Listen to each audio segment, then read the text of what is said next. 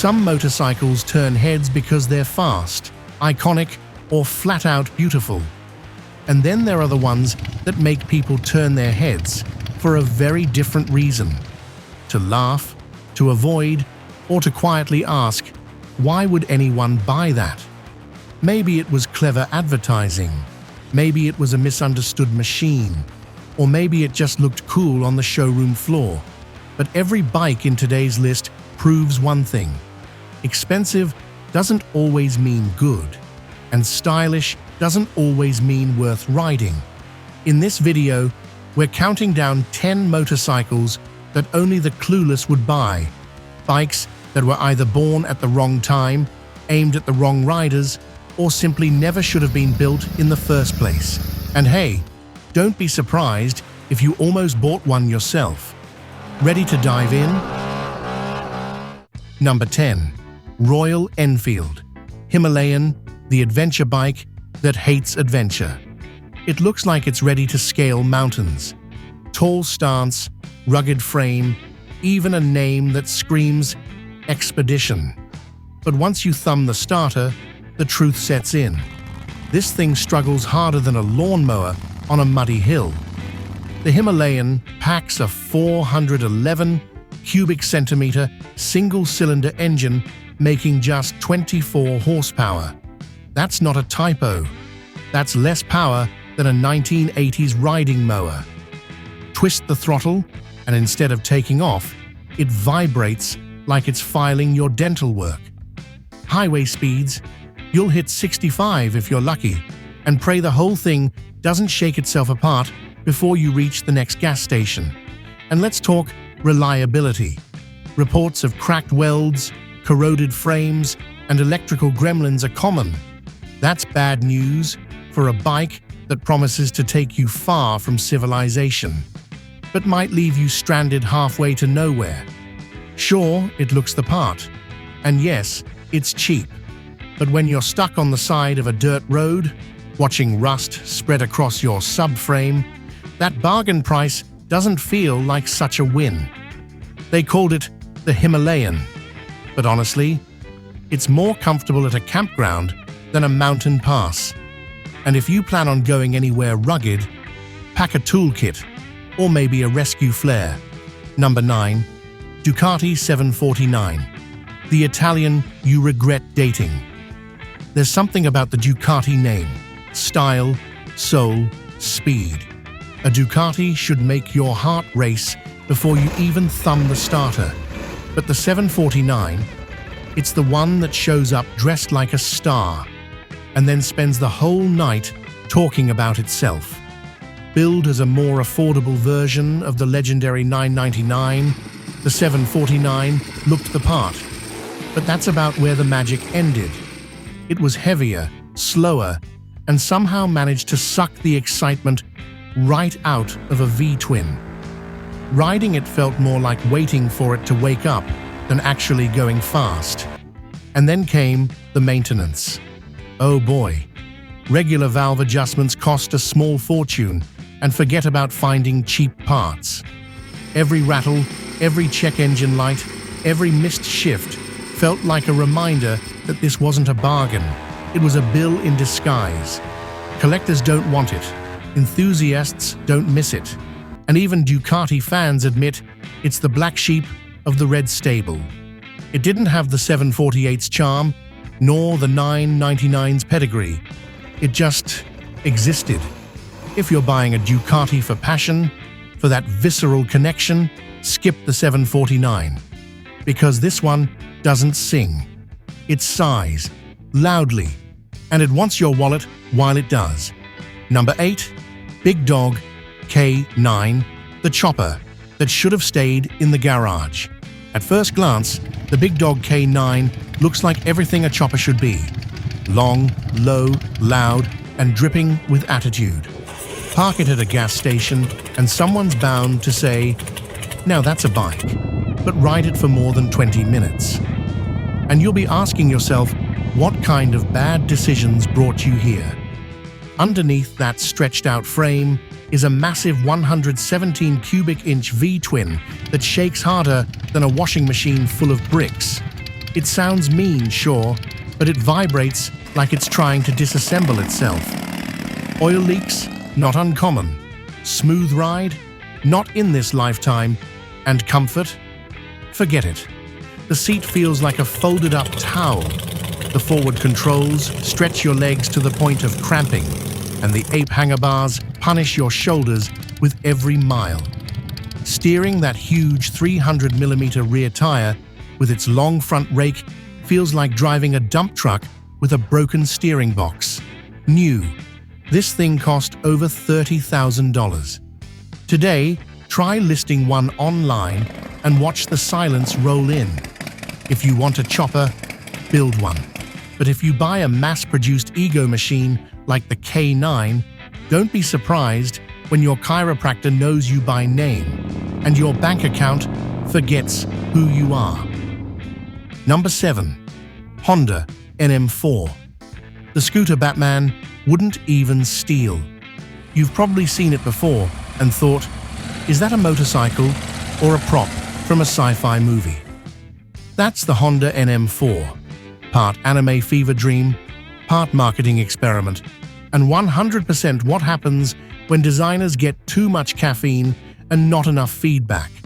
Honda pitched it as a futuristic cruiser, but under all that plastic and styling drama is a 670cc parallel twin making less than 50 horsepower.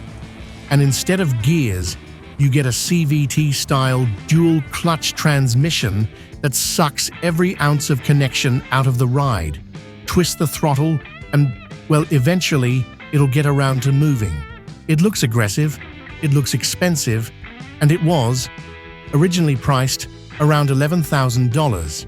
But once you get past the looks, what you're left with is a bloated scooter pretending to be a power cruiser. No soul, no thrill. Just a rolling art project with storage compartments. Even die-hard Honda fans couldn't defend this thing. People bought it because it turned heads, not because they actually wanted to ride it.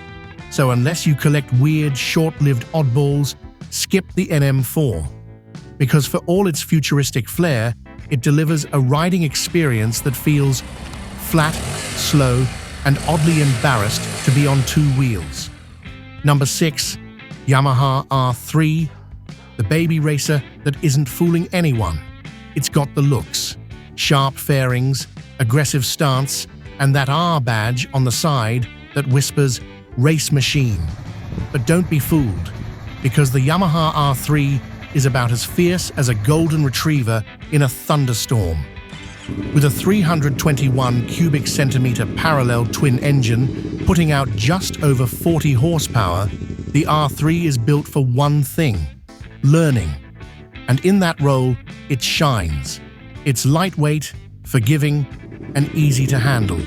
Perfect for new riders cutting their teeth on two wheels. But the problem isn't the bike. It's the folks buying it for the wrong reasons. Too many people see the fairings and assume it's a mini R6. So they throw on a loud exhaust, maybe some racing decals, and start talking lap times. Spoiler alert, this thing tops out around 110 miles per hour with a tailwind and a prayer. It's not a super bike, it's not a track monster, and it's not going to win pink slips at your local drag strip. If you're new to riding, the R3 is a fantastic first step. But if you're buying it thinking you'll look like Rossi pulling into the parking lot, well, congratulations. You just spent a pile of cash turning a beginner bike into a loud scooter with dreams above its pay grade. Number 5. BMW R1200C. The cruiser nobody asked for. BMW makes some of the finest touring and sport bikes in the world. Precision engineering, performance, pedigree, you name it. But when they tried to break into the American-style cruiser market with the R1200C, things got weird, fast. This was BMW's answer to Harley-Davidson. Except instead of a thumping V-twin, they dropped in their signature boxer engine. The result? A cruiser that looked confused, felt awkward, and accelerated like it just rolled out of a nap. With just 61 horsepower and over 560 pounds to haul around, it had all the urgency of a parked bus. Then there's the ergonomics. The foot pegs were too far forward, the seat too firm, and the reach to the bars just awkward enough to make every ride feel like a yoga pose gone wrong. Harley guys laughed at it. BMW purists ignored it. And buyers, well, there weren't many. Today, you'll find them sitting in the back of used bike lots or being pitched as underrated collectibles. Don't fall for it. If you want a cruiser, buy one built by folks who live and breathe chrome and torque. The R1200C, that was just Munich trying to wear a cowboy hat and forgetting the horse. Number 4. Honda DN01, the motorcycle that forgot what it was. You've heard of cruiser bikes, you've heard of scooters, you've heard of sport bikes. But have you ever heard of a bike that tries to be all three at once and fails miserably at every single one?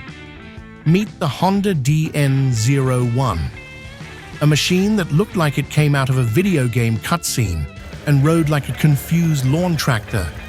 Honda called it a new concept in motorcycling. The rest of us called it $15,000 worth of why. With a 680 cubic centimeter V-twin and a CVT automatic transmission, the DN01 delivered all the excitement of an escalator.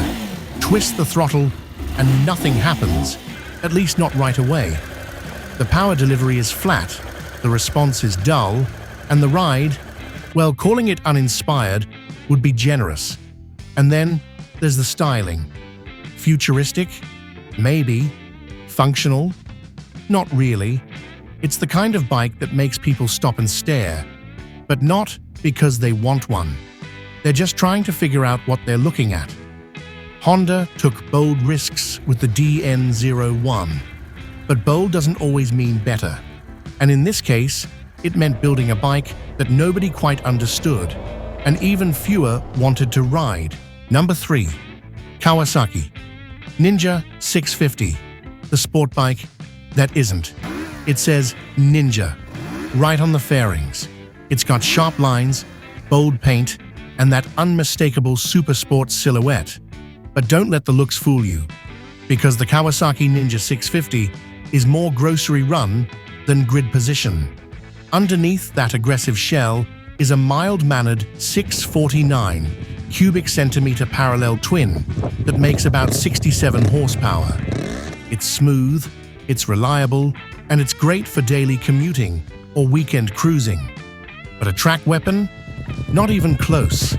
The suspension is soft, the riding position relaxed, and the engine tuned for low-end torque, not redline glory. And yet, time and time again, riders pick this thing up thinking they've scored a budget superbike. Cue the bolt-on exhausts, R6-inspired decals, and forum posts about unlocking hidden power. Spoiler, there isn't any.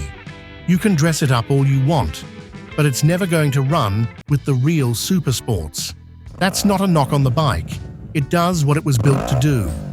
But if you're buying the Ninja 650, thinking you're about to join the ranks of high-revving canyon carvers, you're setting yourself up for disappointment. Because sometimes, calling something a Ninja doesn't mean it's ready to fight. Number 2. MV Agusta F4, the supermodel that bleeds you dry. On looks alone, the MV Agusta F4 is a masterpiece. Sculpted bodywork, single-sided swing arm, under-seat quad exhaust. It's the kind of bike you'd hang on a wall if it didn't already come with wheels. But ride it for more than 10 minutes, and the fantasy starts to fade. Fast, sure it's fast, sure it's exotic, but this Italian thoroughbred is also infamous for running hotter than a July tailpipe, throwing electrical tantrums, and making ownership feel less like a dream and more like dating someone who burns your money and your patience. Service costs? Astronomical. Parts? Hard to find. Comfort? Don't ask. With low bars, high pegs, and a seat made of spite, it's a bike that punishes your body as much as your wallet. You don't ride an F4, you endure it. And yet people keep buying them. Not to ride, not to tour, just to say they own one. It's the two-wheeled version of a Ferrari parked outside a coffee shop. More fashion than function. So unless your idea of fun includes mechanic bills and sore wrists, steer clear. The F4 may look like a dream, but if you actually ride it, welcome to the nightmare. Number 1. Harley-Davidson Street 500/750. The Harley that Harley guys don't claim. It says Harley on the tank. It's got that familiar badge, that cruiser stance, that blacked-out vibe. But twist the throttle, and it all falls apart. Because the Street 500 and 750 aren't real Harleys. They're what happens when a legendary brand tries to build a starter bike and forgets what made the name matter in the first place. The engine? Weak. No signature rumble, no low-end grunt, no soul. Just a buzzy little V-twin that sounds more like a sewing machine than Milwaukee Thunder. Build quality? Flimsy controls, rattly plastics, suspension that feels like it's held together with zip ties. And the resale? Let's just say, if you paid over $7,000 new, you're lucky to get half of that back now, if you can find someone who wants it. Even die-hard Harley riders avoid it. Pull up to a bike night on one of these and watch the crowd quietly shift away. It's not a cruiser. It's not a sportster. It's not respected. It's a training tool disguised as a lifestyle. If you want the real Harley experience, save your money and buy used, because the Street 500 and 750 aren't just disappointing, they're forgettable. And that might be the biggest crime of all. Of course, every bike has its fans, but loving the wrong bike for the wrong reason, that's a whole different story. This list isn't about mocking riders. It's about reminding all of us that hype, looks, and a fancy badge don't always add up to a smart buy. So how about you? Ever owned one of these machines? Almost pulled the trigger on a mistake with mirrors? Or maybe you've got your own two-wheeled horror story to share. Drop your thoughts in the comments.